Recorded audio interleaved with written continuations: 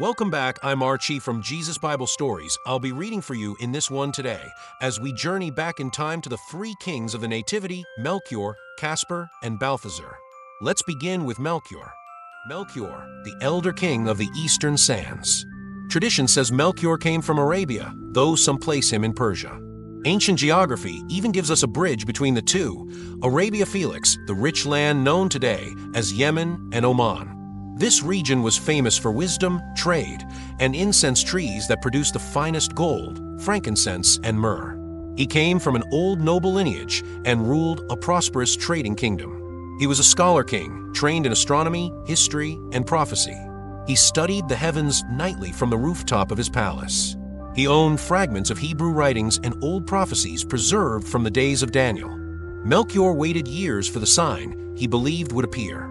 A star that would rise out of Israel to signal the birth of a world-changing king. He was the elder of the three.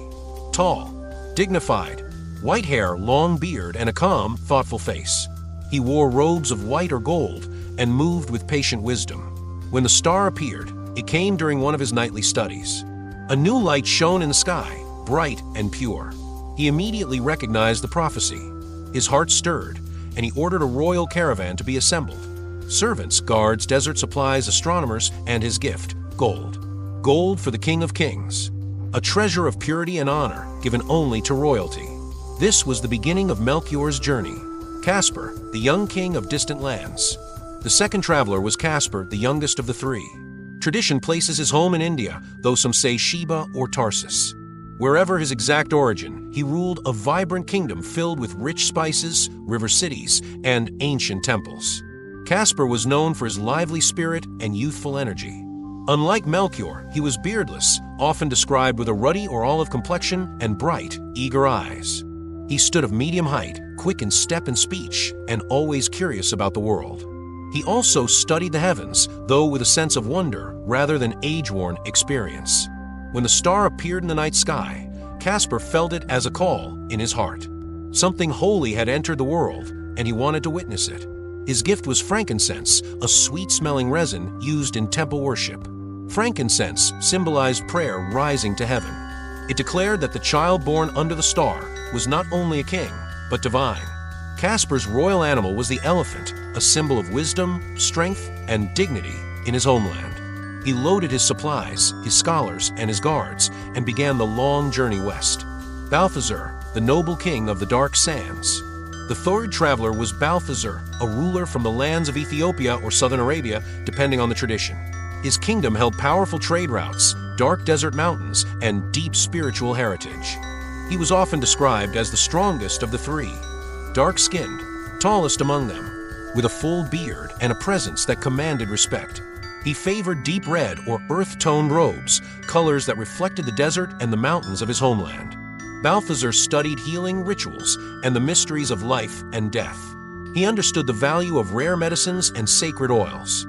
His gift was myrrh, a precious resin used for healing, anointing, and burial. This gift pointed to the future of the Christ child, a future of sacrifice, suffering, and victory over death. Balthazar traveled on a powerful horse, the pride of his royal stables, and he rode with steady purpose as he followed the star. Let's take a look at the meeting up of all three at the Great Oasis. Ancient tradition tells us that all three kings met at a great oasis on the trade routes of Mesopotamia, a place where caravans gathered before crossing into Judea. It was an oasis known for date palms, clear water, and bright stars reflected in the desert pools at night. You may ask, well, that's all well and good, but do we actually know for certain where they met up? In the desert. The most likely meeting place would have been the Oasis of Palmyra. The Oasis of Palmyra sits like a green whisper in the Syrian desert, wrapped around the ancient city of Palmyra, Tadmor. Its location is well known enough that we can give solid approximate coordinates. Approximate coordinates for the Palmyra Oasis. Latitude, 34.55 degrees north. Longitude, 38.28 degrees east. Think of it as the desert's secret watering hole, tucked in the heart of Syria, where palms once shimmered like lanterns against the sand. If we had to bet on one spot, this is it. This is why Palmyra makes perfect sense. It was the crown jewel oasis of the Middle Eastern deserts. All major east to west caravans passed through it. Traders from Arabia, Persia, and India all crossed paths here. It had water, shade, and giant storehouses for supplies.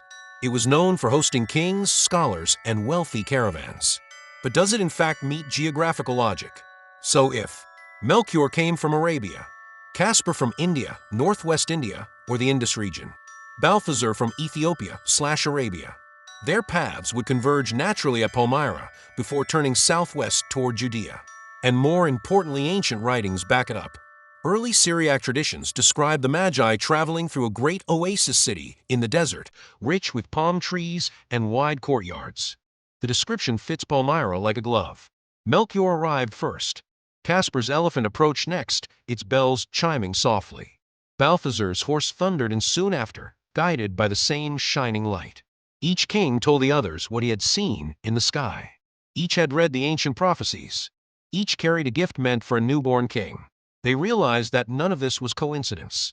Their meeting had been arranged long before their births.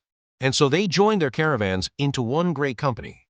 3 kings, 3 gifts, 1 purpose.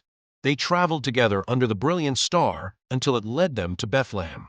There they knelt before the Christ child, offering gold, frankincense, and myrrh, gifts of kingship, divinity, and sacrifice. Their lives, their kingdoms, and their journeys had all been woven into this single moment. And in that small stable in Bethlehem, the 3 kings of the Nativity fulfilled the calling they had waited their whole lives to answer.